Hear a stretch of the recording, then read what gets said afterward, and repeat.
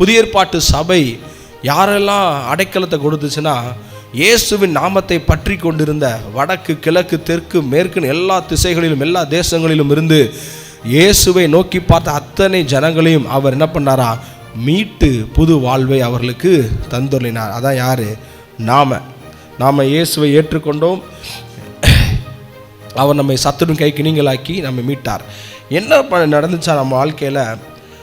அவாந்திர வெளியில் இருந்தவர்களாய், பசியோடும் தாகத்தோடும் ஆத்துமா தோய்ந்தவர்களாக ஏண்டா வாழ்கிறோம் அப்படிங்கிற மாதிரி திருப்தி இல்லாத வாழ்க்கையில், கசப்பான வாழ்க்கையோடு பசியிலும் தாகத்திலும்னா இந்த மாம்ச பசி தாகம் அல்ல. யோசிச்சு பாருங்க, பசியோட தாகத்தோடு இருக்கிறீங்க, உங்களுக்கு சாப்பாடே கிடைக்க மாட்டேங்குது, தண்ணியும் கிடைக்க மாட்டேங்குது, அது எவ்வளவு அகோரமாக இருக்கும். இப்படிப்பட்ட வாழ்க்கையில் இருந்து, வாழ்க்கையில் எந்த ஒரு ஆறுதலும் தேர்தலும் நாம் இல்லாமல், நம்மளை காப்பாற்றுவதற்கு யாருமே இல்லாமல், நம்மளுக்கு பசியை போக்குவதற்கு, நம் வாழ்க்கையில் இருக்கிற பிரச்சனைக்கு ஒரு தீர்வை உண்டாக்குவதற்கு ஒரு புது வாழ்வை யாராவது தந்துவிட மாட்டார்களா, எப்படியாவது பிழைச்சிட மாட்டேனான்னு சொல்லி ஏங்கி தவிக்கும் போது யாருமே காப்பாற்றலை.